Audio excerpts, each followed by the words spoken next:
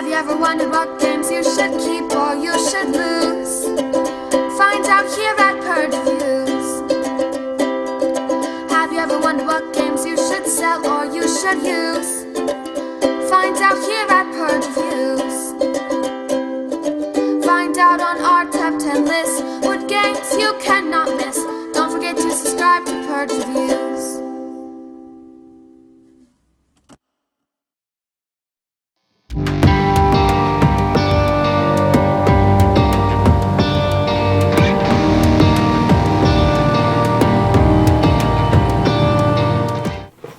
River Dragons, beautiful game.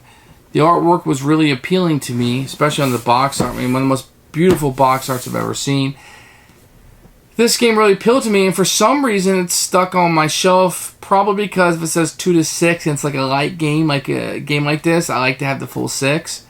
And so it sat around for a while until I had it, and I had to read the rules and pull it out, and it kind of gets lost in here. You can't see it, but I'm surrounded by shelves and games, and I have games everywhere. But when I finally pulled it out and read the rules, I was super excited about it, and the pieces are just phenomenal. I mean, you're going to see them in the component section, but these little meeples that you get with are just fantastic. I almost want to steal these and use these in other games.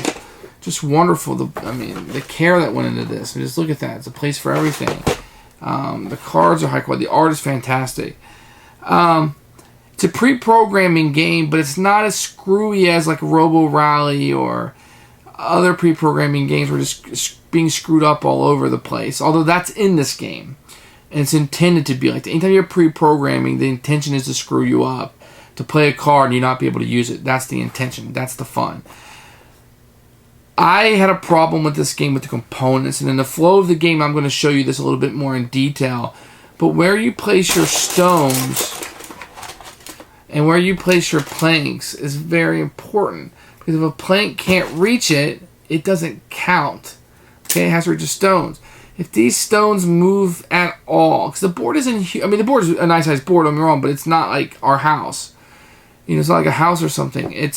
These move, and something just barely missed it, and it moves, and now it fits it. That really screws the game up. And let me tell you something. When these planks, I'm going to show you this in the flow of the game. These things will move. These stones will move unless you have a game of 6 surgeons, and it still will move when you have to pick the planks up and take them off the board. I'm going to show you this in the flow of the game. Makes the game unplayable to me. I love this game. I adored it. I don't want to fix it. I don't want to put magnets on my board, which is what I think this game needs. I think the board needed to be magnetic. I think you need to put it.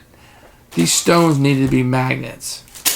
That way they don't move it. The planks can move. That's fine. I can fix that. Even though it's a hassle. The stones can't move when you're playing this game. And anybody and everybody who says that's okay, it's not. And I don't want to be a stickler for rules. I don't want to be the rules guy. I don't want to be that terrible guy. This game is beautiful. I should never be complaining about these components, but I am. It's unplayable. If the stones move, the game is unplayable. The fact that we had the mess we did when we were playing this game is just unfathomable. It just doesn't make any sense to play this game if those stones are going to move, because that is the game. Okay? Playing Agricola and not being able to get food. What's the point? Chess. There's no kings on the board to take. What's the point? If the stones move, the game does not work. The stones move, so the game does not work. This game does not work. It's broken because those stones move. Otherwise, this is the most beautiful game. I hate to say this. I want to like this game so much. This is not a case of too much expectations. Trust me. I was not kickstarting River Dragon to get the best event. This is something that I bought because I buy games. And these stones ruined it. It needs magnets. And no, I'm not going to go to the dollar store and buy magnets. I'm not going to do any of that. The game should come that way. I don't want to fix it. I don't want to try to fix it. If they reprint this with magnets, I'm buying this game. That's how much I like it. If you think this is the greatest game since sliced cheese, more power to you. If you're thinking about buying this game, I highly, highly recommend you playing a copy. to see if you don't mind those stones moving, because it's a deal breaker to me. And I hate to keep harping on it and just going on and on about it, but it's so true. And I can't make a big enough deal about this because you're going to overlook it. And you're going to say it's not a big deal, but I'm telling you, it is a big deal. Purge.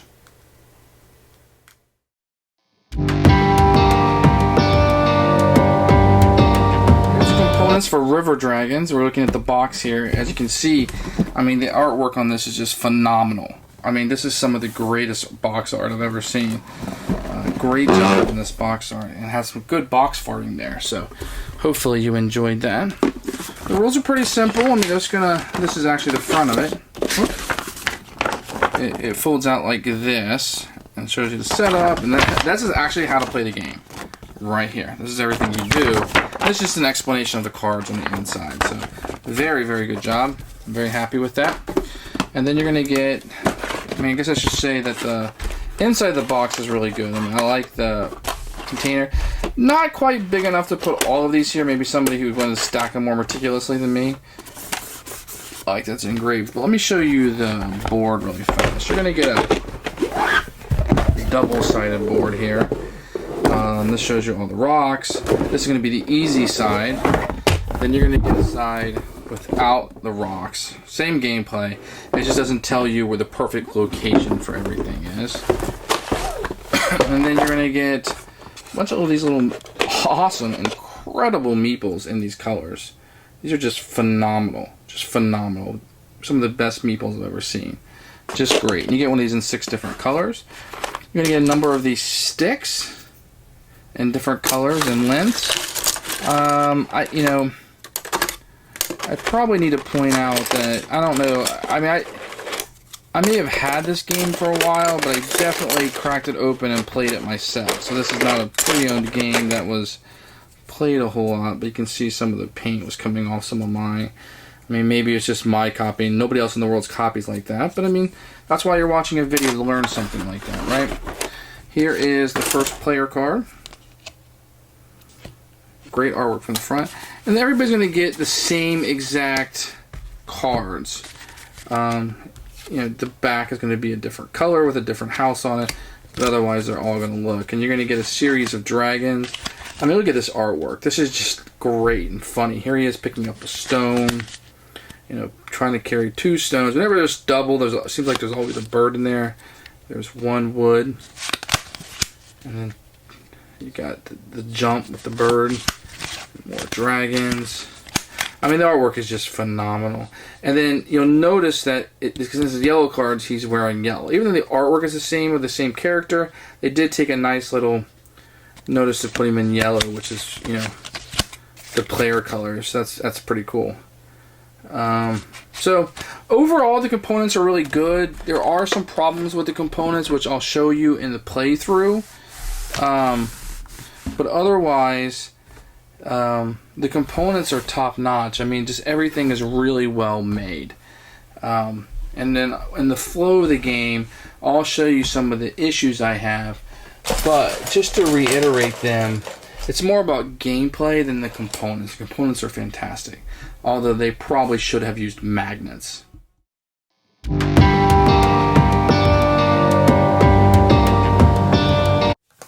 The rules are pleasant. They kind of open up. These are all the rules of the game and setup. The other side's going to give you what the cards do. Very wonderful, very colorful.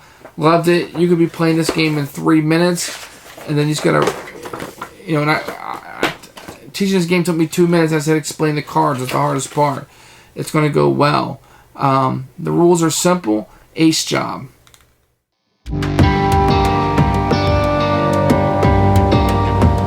This is going to be a rare flow of the game where I think there's a crucial issue when you're playing the game, and I'm going to try to show it to you. I don't know how well it's going to be picked up on camera, but I'm going to try to show you the issue. So the way you play the game is, if you look down here, there's always, and there's, it's around each of the areas, but it shows you what color house you're trying to go to. So black's trying to get to the pink, yellow's trying to get to blue, green to red, red to green, blue to yellow, and black to pink, and so the opposite. So these guys are going diagonal, and these guys are going straight across.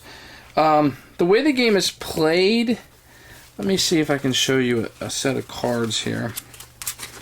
This is a programming game. So what you're going to do is play 5 cards. Let me show you what the cards do.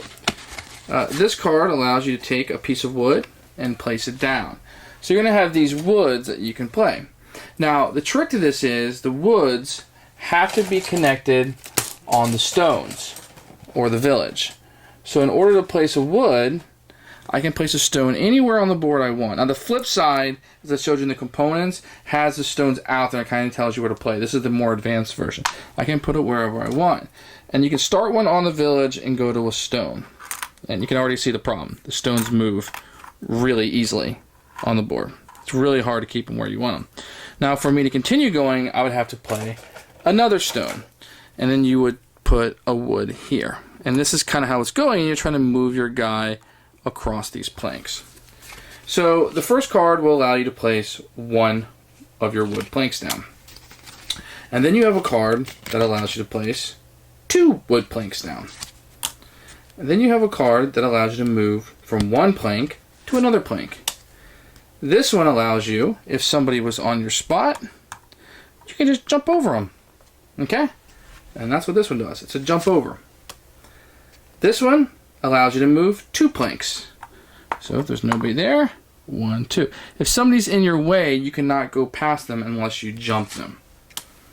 And this one allows you to pick up 1 stone or 1 plank off the board. So I just take this off. There's some rules to this. So you can take other people's colors, but if you do, you can't have in your reserve the same color twice, or same number twice. I can have 2 4s. In addition, I can't have more than 2 colors. If I have a pink and a black one, I can't then take a blue one. And I can't take any stones that already have planks on them, and I can't take any planks that already have people on them. So I don't know why you want to take my own, but I could just take this off the board like that. Okay? This one, and that's what this one does. And then you have the dragons, but I'll get to those in a second. You have this one here. It allows you to put 1 stone out, like I showed you before. This one allows you to put 2 stone outs. Now, whenever you play one of these cards, you always have to be able to do it. If you can't move or jump, because there's nobody there to jump or not enough planks to move, then you have to come back all the way to start. I mean, you can always go 1, 2 and come back where you're at. That's a valid move. But as people build planks all in the center of the board, it can get heavily trafficked up here. So playing the jump at the right time is very important. Now, each one of these stones can only hold 3 planks at a time. If it already has 3 planks and you need to get a plank to go that way, you'll have to go around. Let me finish showing you the rest of these cards. Then you're going to have these dragon cards. You can only play 1 dragon card per turn. But when you play this card, so let's say I played this blue one, the blue dragon, this would cancel the blue player's action when it comes back around to him. So he would place his card down and it would cancel it. That's a really big way to screw him, and let me explain why. On your turn, you're going to pick 5 cards. So let me get this off the board and I'll kind of show you how a turn might go. Okay. So let's say I picked, out of my cards, pick whatever I want. I want to place a stone down. And I say I want to place 2 stones because I want to try to be smart about it. And then I can place 2 wood.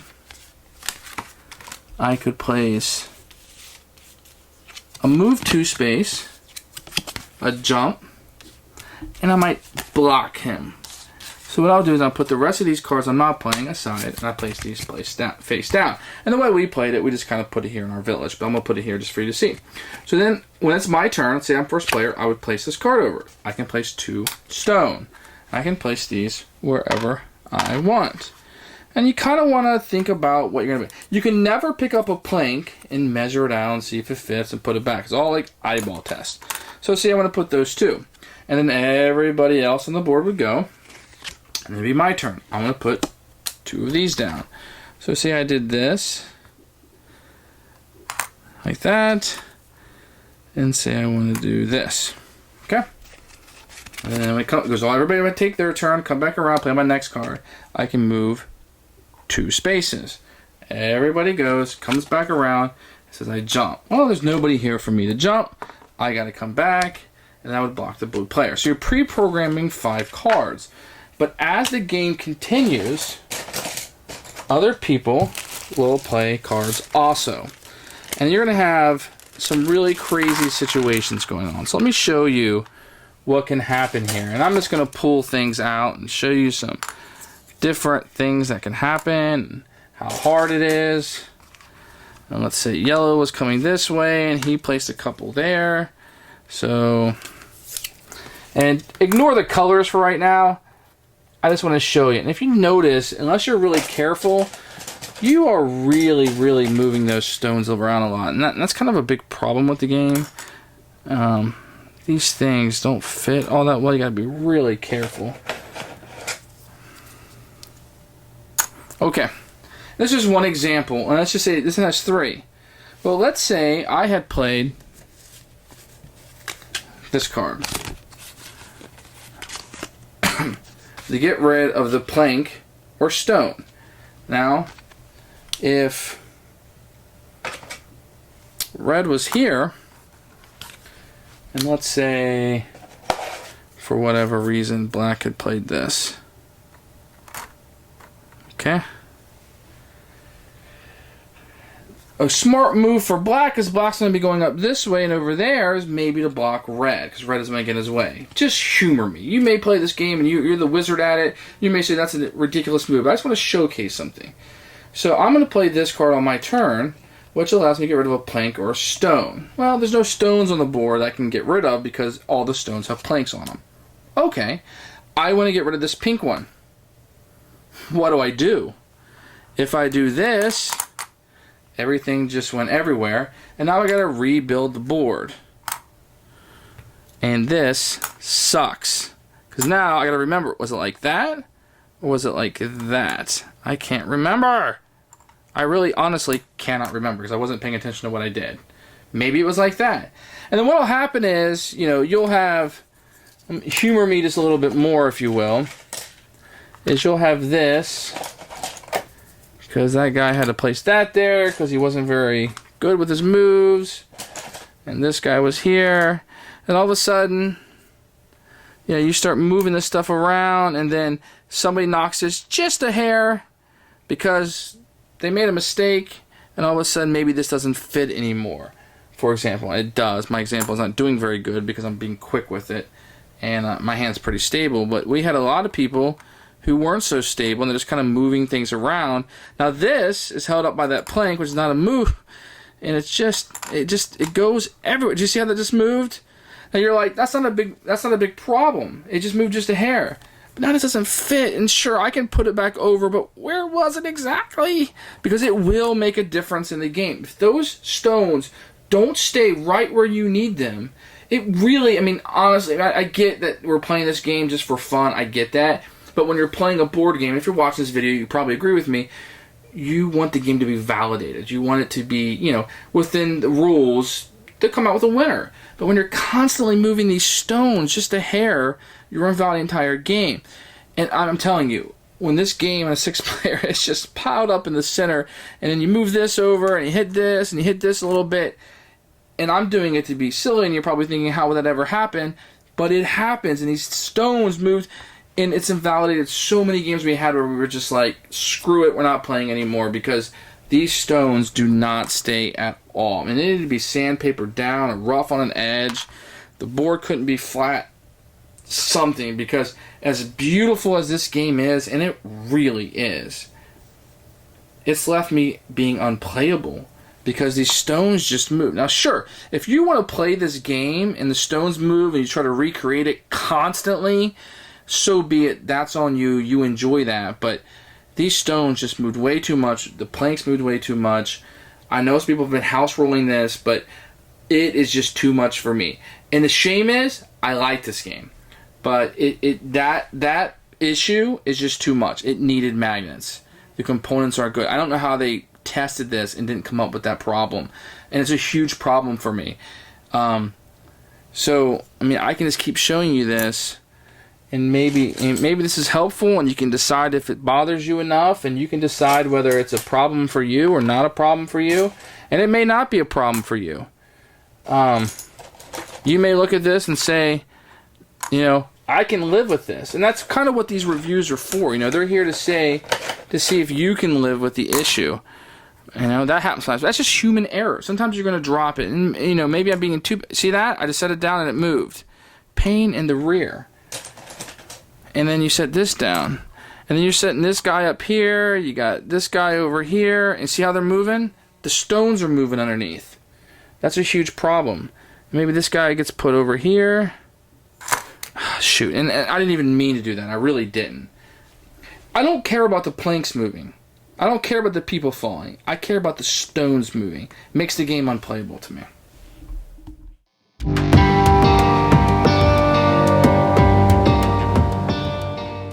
Who should buy this game? Absolutely nobody. The stones move. The game is unplayable. I'll put that aside. I do not recommend this game for anybody. If you were going to buy this game, you want to play this with 6, I think. I think that's the best way to play, at least 4 to 6. I think that you're going to want... kids are going to like this game. Adults will like this game. 6 adults can sit around and play it. It's really fun. It's light. You can play with non-gamers. They'll pick it up really quickly. But I cannot recommend this game to anyone because I find this game unplayable. Absolute Purge, which hurts my soul to talk bad about this game. As beautiful it is and as fun as it is, except for the major quibble with the component.